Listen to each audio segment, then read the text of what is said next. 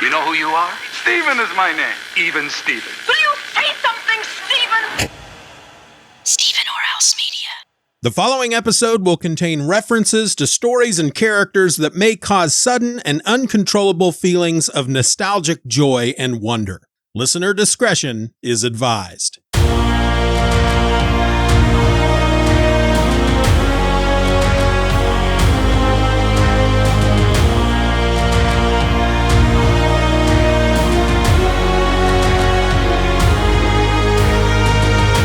Here it is, folks. Wash your hair and dress the bear. It's time for Event or Else, the podcast where I go through most every major Marvel and DC event, one issue at a time, one episode at a time, because, well, to be honest with you, I'm a middle child. I'm your host. My name is Steven, and like it or not, we've reached the final episode in our first event. This is the season finale, folks. The last chapter in the event that started it all. Marvel Superheroes Secret Wars. This is issue number 12, and despite what the cover might say, it's entitled Nothing to Fear. This issue was published by Marvel Comics in April of 1985, and it was written by Jim Shooter with pencils by Mike Zeck, inks by John Beatty, letters by Joe Rosen, and the colors were by Christy Scheel.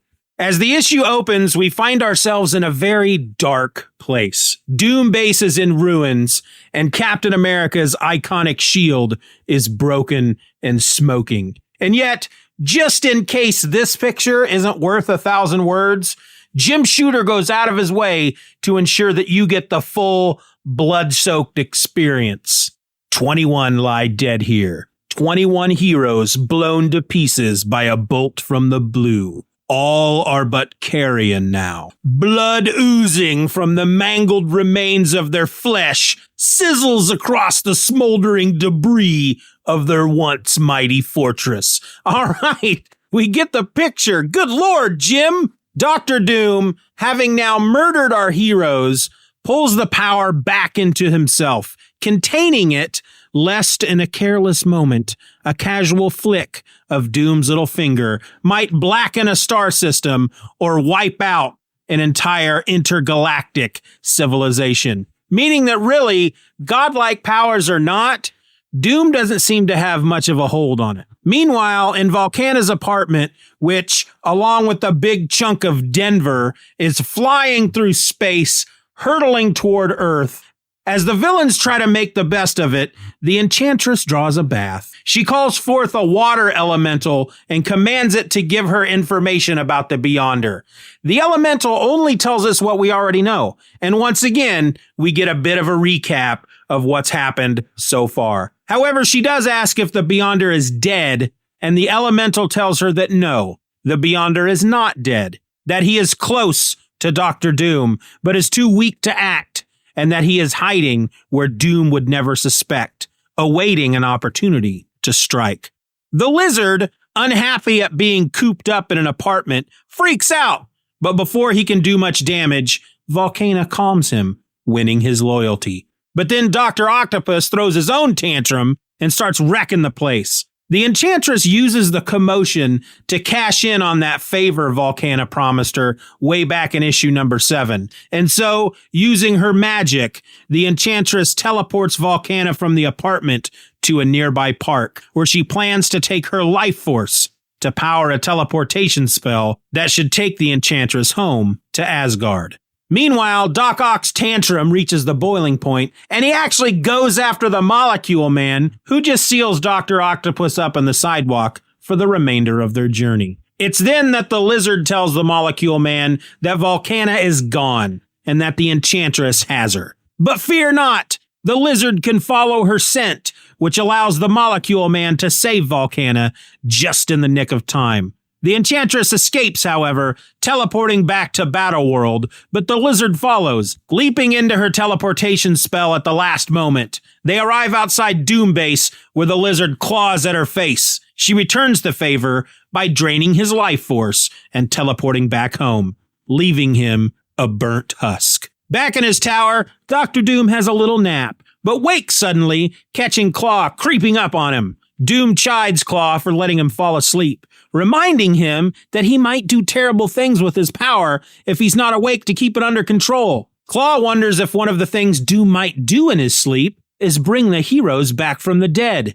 Doom scoffs at the idea, but for some reason, Claw bears down, and using 3D images made from sound, shows Doom what might have happened while he slept. Zashi, worried for her new beau, Colossus, rides a flying dinosaur to Doom Base, where she finds the heroes dead.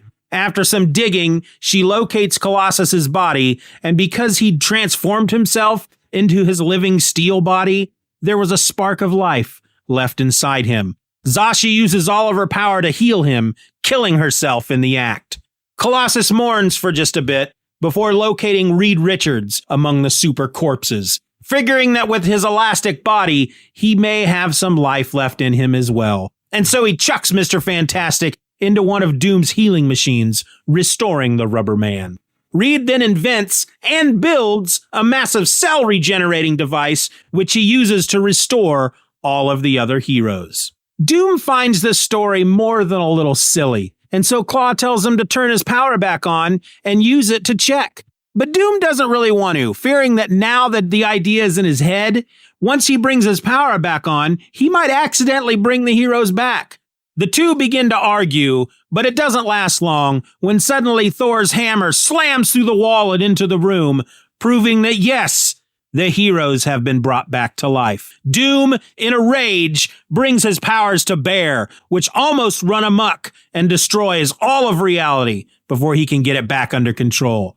And so Claw gives him an idea. Doom should go rest, but he should also give Claw just a tiny bit of his power, and then, while Doom rests, Claw will destroy the heroes. Dr. Doom finds the idea to his liking and does that very thing. And so, as the heroes attack the Tower of Doom, Claw is able to use his new power to create living monsters made of sound and sets them after the heroes. He also brings Ultron back to fight as well, and an epic battle commences. During the fight, the Thing begins to change back to Ben Grimm before he sets his mind to it and realizes he's able to control the change.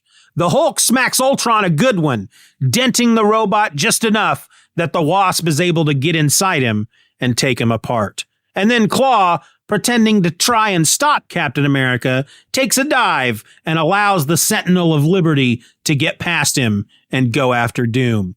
Cap, wielding his broken shield, finds Doom chillin', and the two have words before Doom fries him into ash as a gleeful Claw watches on. But then, suddenly, Cap is back, and he's charging at Doom, and so Doom fries him once more. And yet again, Cap is back. He takes a swing at Doom, who drops to the floor. Captain America realizes that something is wrong as energy begins radiating out of Doom.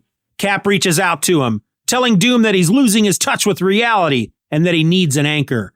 But before Doom can do so, the shimmering radiance from the last issue that placed itself inside of Claw, and that we are now learning is what's left of the Beyonder, attacks and reclaims his power from Doom. Dr. Doom is transformed back into his old self, and then he, the Beyonder, and Claw vanish, leaving Cap alone in the Tower of Doom. Outside, Cap finds the battle is over and that the heroes have won. They bury Zashi, and then Reed gets down to the business of figuring out how to get them all home, which is kind of odd considering that he already told everybody he could do it. As the heroes wait, the X-Men get some new costumes. They use the same machine Thor did, but not the same one Spider-Man used to get his costume, which has Spider-Man curious for about 3.2 seconds.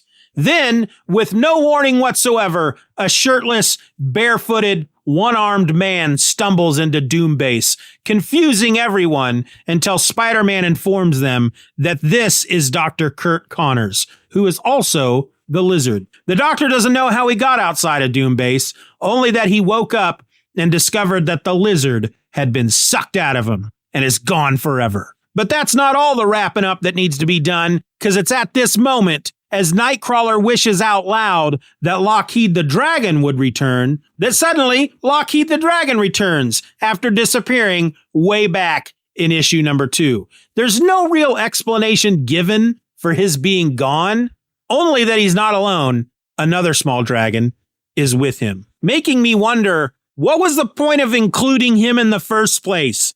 It's like Jim Shooter brought him on board, didn't know what to do with him, so he just left him out of the story. And then he got to the end and he's like, oh yeah, I gotta bring Lockheed back. Here he is. He's got a buddy. That's all I'm gonna tell you. Doesn't make a lot of sense to me. Anyway, it's as the heroes contemplate both of these amazing coincidences, Reed Richards explains that in the wake of the battle with Dr. Doom, the planet seems to have been charged with residual energy that seems to respond to their strong desire for something to happen. He calls it wish fulfillment. Well, that's all Captain America needs to hear. He retreats to another room where he has gathered all of the broken pieces of his shield that he can find. Then, wishing real hard, the shield is fixed and all is right with the universe once again. All that's left now is to get everybody home. Reed Richards, also known as Mr. Fantastic of the Fantastic Four, is a super smart dude.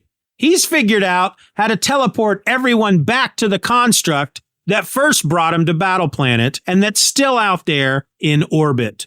Once on the construct, it will teleport them back to Earth. He sends everyone in groups because, well, it's just more dramatic that way.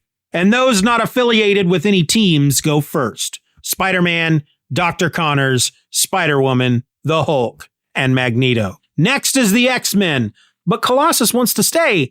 He's just too sad over the loss of his one true love, Zashi.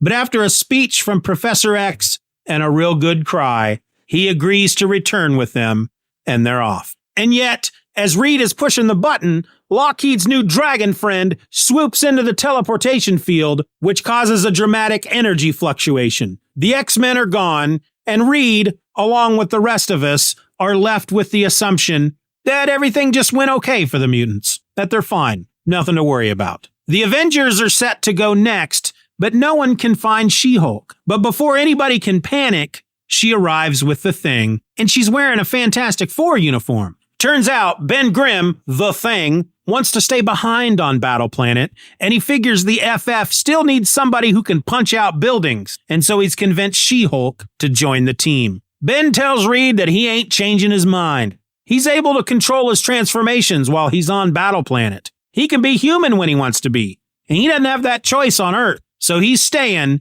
to try to figure out a few things. Reed, in the end, respects his friend's wishes, but we get a bit of inner dialogue that shows that Reed knows some sort of secret behind the Thing's transformations, but is too afraid to tell him. But they don't let us dwell on it, as the Avengers and then the new Fantastic Four are gone, leaving Ben alone, sitting on a rock and quoting Franklin Delano Roosevelt. And that's it. That's how our epic 12-part event ends. A lone man sitting on a rock on an alien world. Makes you think, doesn't it? No, not really? Well, that's all right, because now it's time for the top 3 things to dwell on.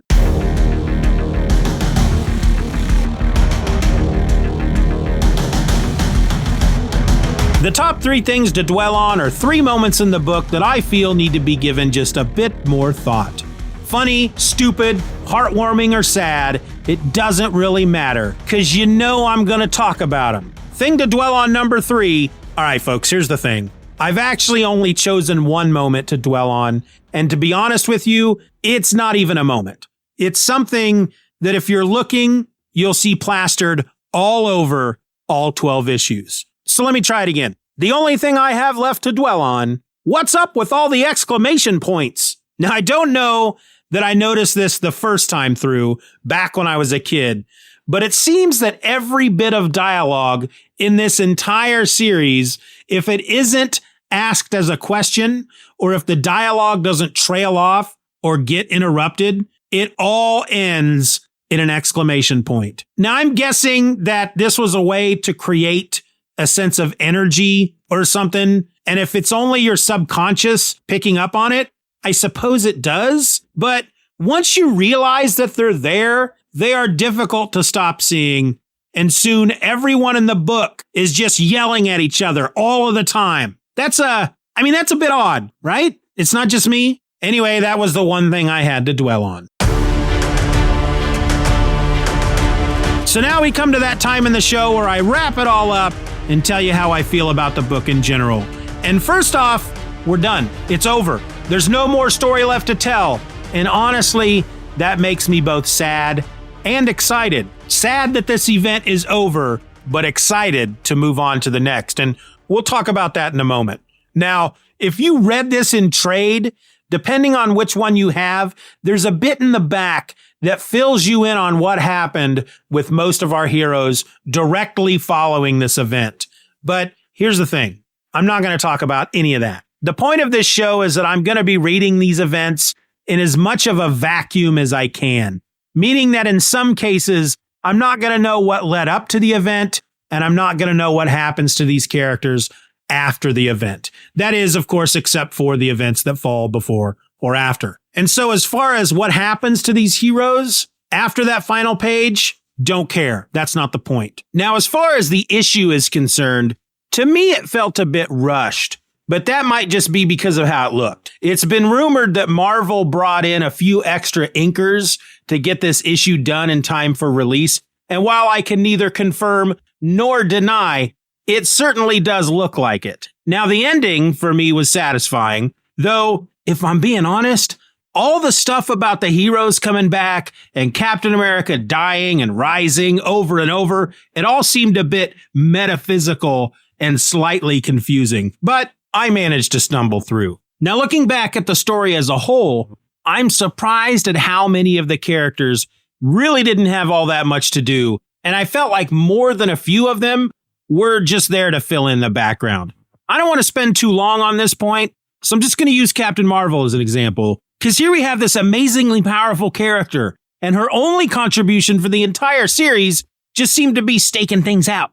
You know, flying super fast and finding them a place to live or run reconnaissance. I mean, what a waste. It makes me feel like Jim just stuffed this story full of characters that he didn't know what to do with. But despite all that, Marvel Superhero Secret Wars was, for me, as a kid, one of the first Marvel books I remember reading. My memory's always been a bit fuzzy, but I'm fairly certain that this series is what pulled me into the Marvel Universe and introduced me to many of the characters. That means, of course, for me, my first Iron Man was Jim Rhodes and not Tony Stark. My first Captain Marvel was Monica Rambeau and not Carol Danvers or even Marvel himself. It also means that Julia Carpenter was my first Spider-Woman and not Jessica Drew. And it means that for me, Professor X could walk, and that Spider-Man had a black and white costume. Now, really, not all of that's true. Before I started reading comics, I'd been introduced to a lot of these characters through the cartoon, Spider-Man and His Amazing Friends. But for most of it, most of my firsts, it's all true. This is the event that made me fall in love with the Marvel Universe. And for many years, I was a Marvel zombie through and through. And really, the many times I've read Secret Wars as an adult, there really isn't much to it. Because honestly, the series was originally put together to sell toys, some of which I owned. But for an event that was primarily a marketing campaign, it wound up being the template for many of the Marvel events to come. After all, Marvel Superhero Secret Wars was a huge success. And if there's one thing you don't mess with, apart from Texas, well, that's success. As for me, I'm always going to remember Marvel Superhero Secret Wars fondly, and it's always going to have a special place in my heart. I mean, if I'm being honest with myself, I'm sure I'm going to read it again in the next 2 years. And so, yeah, this would normally be the part in the episode where I'd ask you to join me back here next week, but I'm afraid I have to announce that I'm going to be taking a bit of a break before I come back with season 2. A 4-week break, to be honest. And when we come back, it won't be on a Monday. No, starting with season 2, the episodes will drop on Friday rather than Monday. But hey, if you're subscribed to the show, you're not going to miss an episode. So join me back here on Friday, July 23rd for the first episode of season 2, where I'm going to kick off another 12-episode season. But this time, I'm going to be reading and talking about Crisis on Infinite Earths from DC Comics. It's only going to get bigger and better from here, folks, and you really aren't going to want to miss it.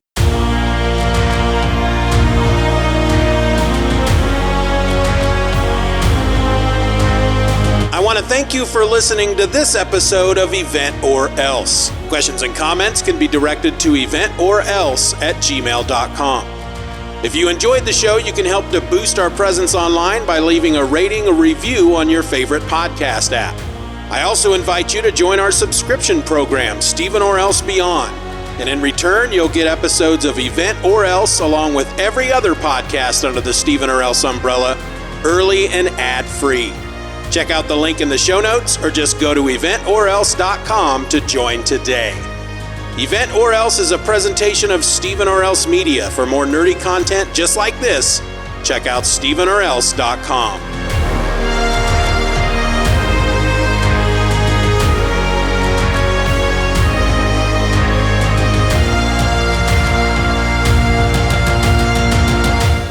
I just don't think I can move through life knowing that a guy named Steven did this to me. How could you let this happen, Steven? Your podcast sucks. What's the next event?